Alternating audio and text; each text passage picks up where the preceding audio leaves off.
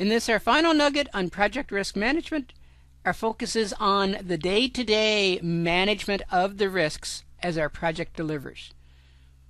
As defined in the PMBOK guide, it's monitor and control of the risks. Monitor and controlling of the risks has three main aspects. We're going to monitor the known risks. We're going to look at our risk radar, and we're going to validate that we are tracking and managing the risks at the center of our radar, and we're going to understand and look at the other risks that have been identified that are from our risk register and ensure we're dealing with them effectively. We're going to continually be on the outlook for new risks. We're going to scan the horizon and say, what new information do I now have at hand for my project that allows me to better identify new risks for the project? And most importantly, I'm going to manage the contingency. I have a contingency of dollars, I have a contingency of days from each of the known risks, and I'm going to effectively manage that through the life of my project. The first step in monitoring control is to monitor the known risks. To look at the risk register, examine the events in the risk register, determine the likelihood of the risk occurring, determining the timeline with which the risk is likely to occur, and ensuring that you are taking appropriate actions to eliminate, to mitigate, to deal with the risks as they occur. So how do we do that? Let's have a look at our risk register. Here we see the risk register from the previous nugget more completely filled out. We have identified more risks in our risk register. And in fact, we have added additional detail, we've added the risk management strategy, and we put in the critical date. Now in this case, I have simply put it in a relative term, this week, this month, next month, 3 months out. In a true project delivery situation, you would be putting in actual project critical dates. And we're starting to fill in the current status for the risk events. Now I have sorted my risk register by critical date.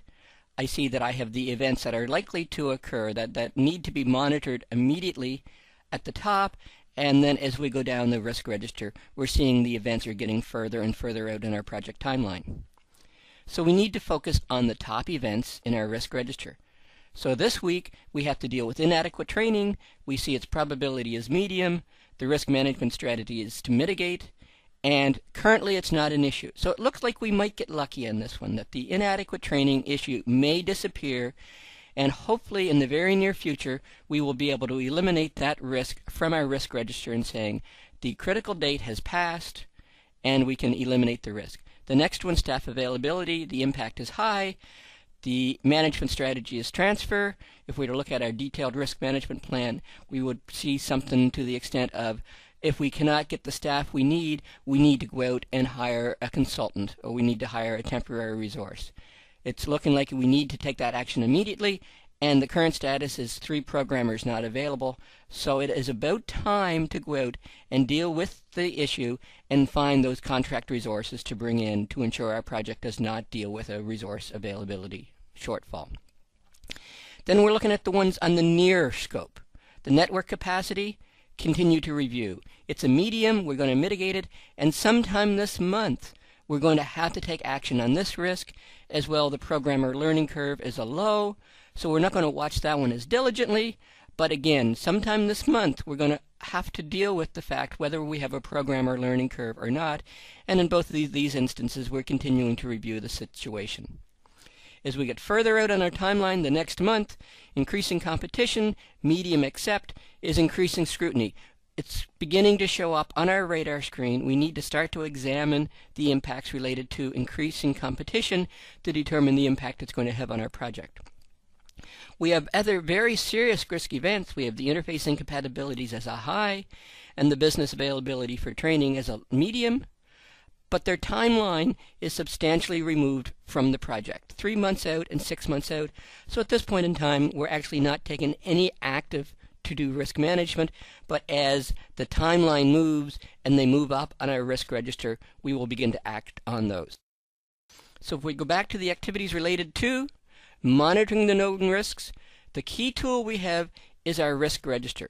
We need to ensure we're continuing to monitor our risk register, that we're continuing to review the known risks that are on the risk register and continuing to take the appropriate actions to monitor their status and taking the appropriate actions to put our strategies in place, the hiring of the 3 contract programmers as required to support to deliver the project successfully. The key item that we need to be aware of is the project timeline. We can't deal with all of the risks because there's simply too much to manage at one point in time, so we need to focus on the project timeline and deal with the risks that are immediate to our project and let the risks that are further out in the timeline wait until they become more urgent, more pressing to our project. The principle that we just talked about of monitoring risks that are near timeline closely and observing risks that are further out in the timeline, I like to refer to as my risk radar. We need to focus on those risk events that are in the near future, the immediate, the 1 to 2 weeks. We need to watch the risk events that are further out on our timeline, that are the 2 to 4 weeks. We need to monitor the risk events that are even further out, the 5 weeks to 8 weeks. And we need to observe the risk events that are further out on the radar screen. You need to ensure that you're focusing, watching, monitoring, and observing the appropriate risks based on the information in your risk profile. Focus on the risks that are immediate. Focus on the risks that you need to take action on immediately to ensure that you're putting the appropriate actions in place, that you're taking the appropriate strategies to eliminate, to remove, to mitigate the impacts of the risk. You're watching the risks that are close to happening on your project. Now, to date, we focused on time, the 1 to 2 weeks, the 2 to 4 weeks, etc. You also need to be aware of the profile of the risk. How high is the impact? How high is the probability?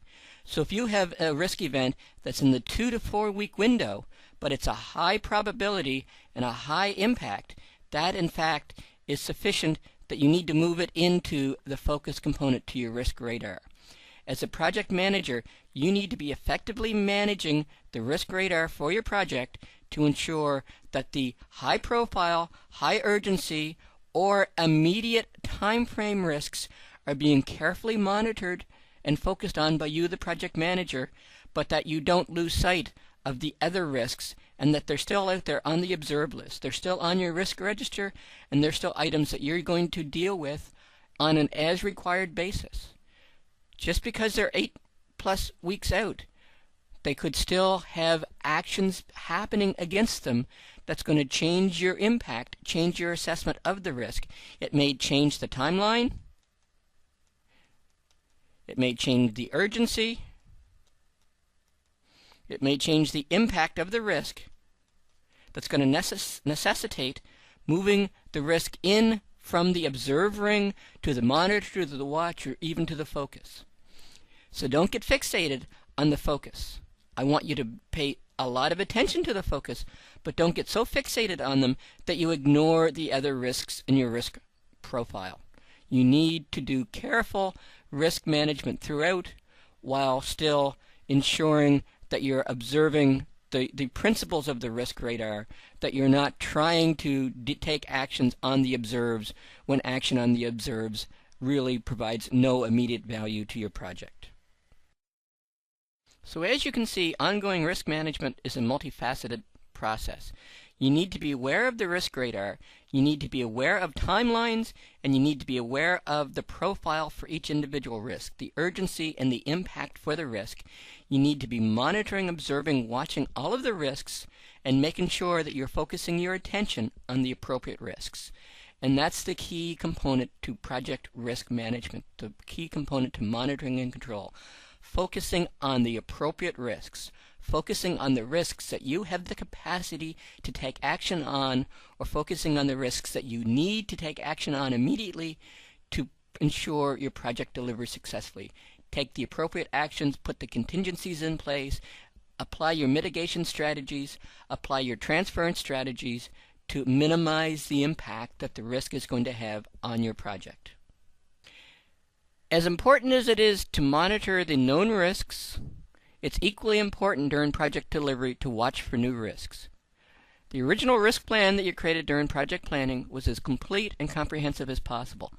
But because it was created during project planning, there were significant a number of project facts that you simply did not have at hand. Now that the project is unfolding, you're going to have a lot more information about the project scenarios. You're going to have a lot more information about events and activities that can impact your project success. Therefore, you have lots of opportunity to identify new risks, and you have lots of opportunity to put new risk management plans in place to mitigate, to eliminate, to transfer the new risks before they become actual risks on your project. Where can new risks come from? Scope changes. As the project scope changes, as you add functionality or remove functionality, risk events are going to change. You need to ensure that with each and every scope change, with each and every change control processed for your project, that you're identifying any new risks that are associated with the scope change. As the schedule changes, as the schedule becomes tighter or as the schedule becomes more relaxed, different events will happen, different processes in the project will have different urgencies, therefore the risk impact or the risk possibility for the schedule will change.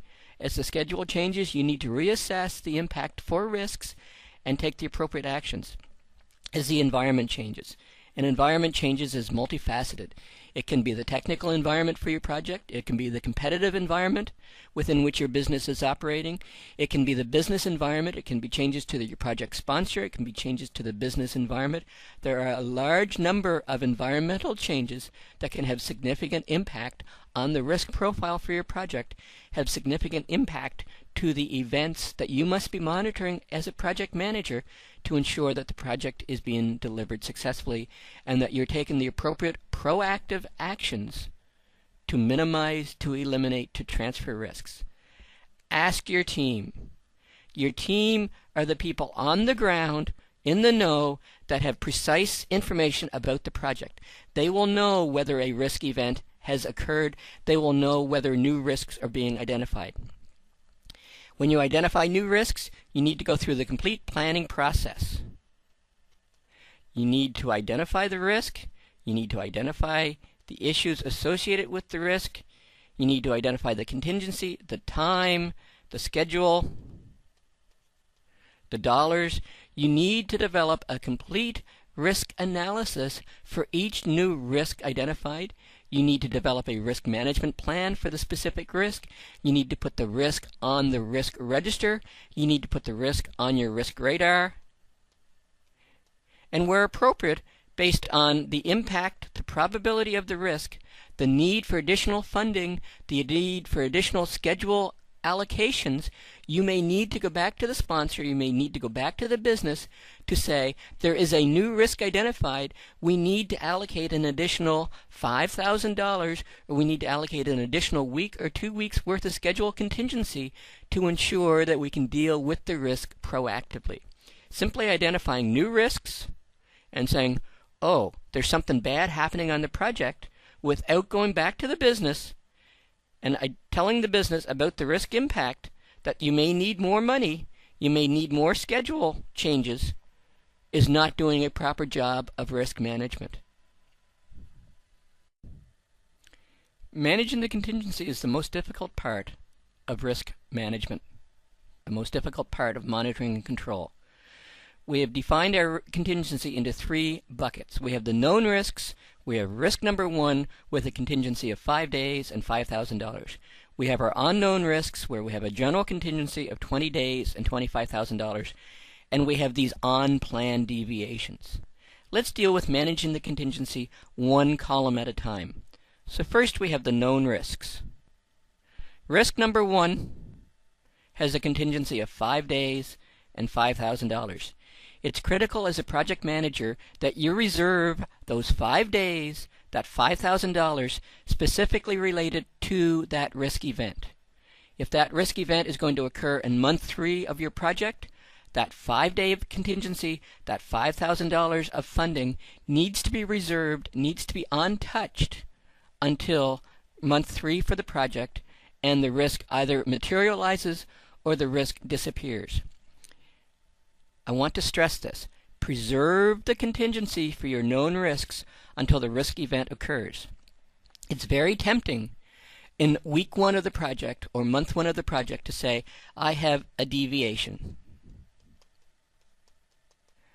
I have bad estimates.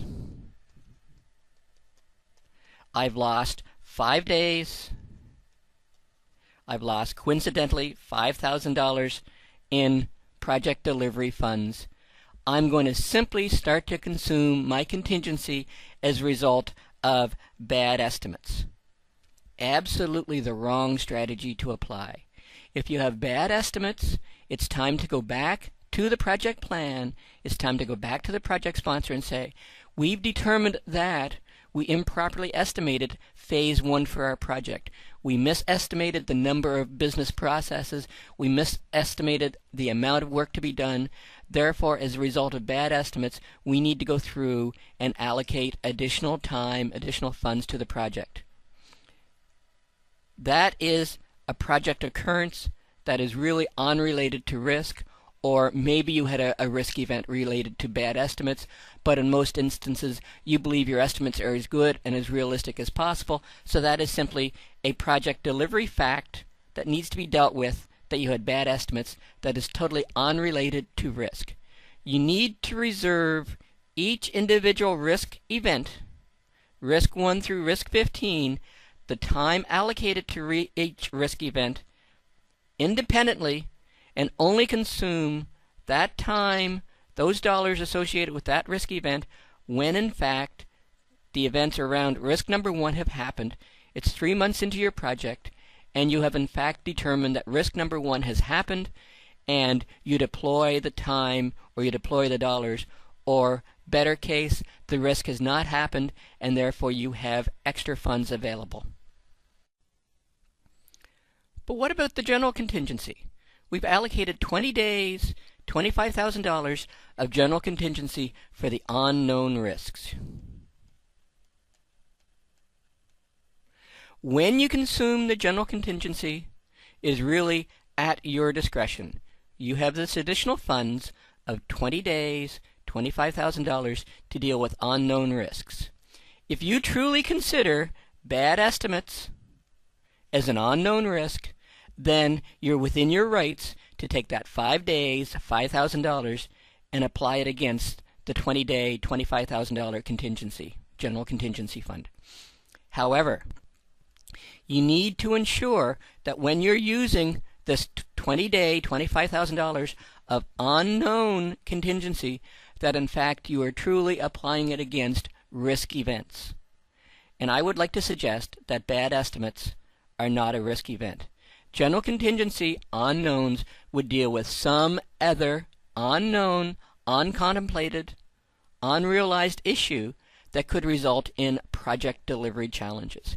So let's assume that you have an unknown risk event called bandwidth. And you simply have to buy more capacity for your network, and that extra network capacity is going to cost you $8,000. That would be an unknown risk event, and that $8,000 would be applied against your general contingency, and the general contingency would then be reduced to $17,000. You need to ensure that when you're applying your general contingency that you're truly dealing with unknown risks, and that you're taking the appropriate actions to ensure your project is delivered, that you're consuming your general contingency for true risk events, and that you are not consuming your contingency for typical ongoing project delivery challenges. So in the unplanned deviation column, we need to rationalize everything. So we have our known risks, and I'm going to simplify it. I'm just going to include risk number 1 here at 5 days and 5K. We have our unknown of 20 days and $25,000, and we have our plan deviations, the bad estimates, at 5 days and $5,000. It's important as we're going through and dealing with our contingency dealing with the fact that we are now delivering our project, that we're taking the appropriate actions. As I've said, you need to reserve known risk events for when that risk event occurs. If 5 days, $5,000 is not going to be known until month 3 of the project, make sure you do not consume those funds, those schedule allocations, until that point in time. Do not start to use up your project contingency simply because you have planned deviations, you have bad estimates, you have resources that are late joining the project. There's all kinds of ongoing project delivery challenges that's going to result in planned deviations that are not related to risk. But we do have this unknown, the 20 days, the $25,000. As I suggest, it should be reserved for unknown risks and consumed when unknown risks are realized. But as the project delivers, you are now 75% of the way through the project, and 8 of your planned risks, or 8 of your known risks, their date has transpired, and you have additional funds of $8,000 and 10 days. At this point in time, you have capacity to deal with unknown deviations. At this point in time, you have extra capacity of an extra funds of $8,000 and 10 days, and by this point in time, you may have only consumed 10 days and $12,000 of the actual unplanned contingency, that in fact you can start to apply contingency funds against planned deviations. Now this may seem confusing, this may seem ambiguous to you. Unfortunately, that is the case with risk management. As we said, going into these nuggets on risk management is very challenging. Risk management is focused on dealing with unknowns. Risk management is focused on putting together strategies to deal with unknown events, dealing with unplanned deviations, dealing with how to consume your actual contingency is again based on unknowns. The key to managing contingency is to reserve the funds for the known risks until the risk event occurs or transpires without occurrence. The key to managing contingency is ensure that you're using your contingency, your general contingency, only when a true risk event happens, that you're not consuming it for planned deviations. And as you're dealing with the project, as you're delivering the project, as your known risks transpire and you have extra funds available because risk events did not happen, then it is acceptable to apply that against planned deviations. But at all points in time, as we've discussed, you need to have full, open, honest communications to the project sponsors to let them know how the risk funds are being managed, to let them understand how the schedule contingencies are being consumed, so that there are no surprises. And that's the key to managing the contingency, is to ensure there's no surprises. The big thing you have to watch is that you're not consuming contingency early in the project to hide schedule deviations, that you are reserving the risk events, the risk contingency, for later in the project at the 75% complete level, when it is truly known that the project is likely to succeed and that it is acceptable to begin to consume contingency for simple planned deviations, as opposed to reserving the contingency for the actual risk events. This concludes our final nugget on project risk management. The focus of this nugget was on monitoring and controlling of the risks. It was monitoring the known risks, looking at the risk register, understanding which items were on the risk register, putting that onto our risk radar, focusing on the risks that are at the center of our radar, the high priority risks that are about to occur, looking at the risks farther out on the radar, but ensuring that we are effectively monitoring all of the known risks. It's also being on the lookout for new risks. Now that we are farther into our project, now that we know more information about our project, using this advanced information that we have, do we have better capacity to look for new risks? And once we identify potential for new risks, we need to develop the same strategy. We need to determine if we are going to avoid, to transfer, to mitigate, or to accept the risk. And most importantly, we're going to manage the contingency for a project, making sure that any contingency reserved for a known risk is used only for that known risk, and allowing for the acceptance of the usage of the contingency as risk events occur, and preserving the risk contingency for the known risks, for the unknown, unscheduled risks, and allocated them to the new risks as appropriate. With effective risk management in place for our project, we're well on the way for effective project delivery. This concludes our nugget on project risk management. I hope this video has been informative for you, and thank you very much for viewing.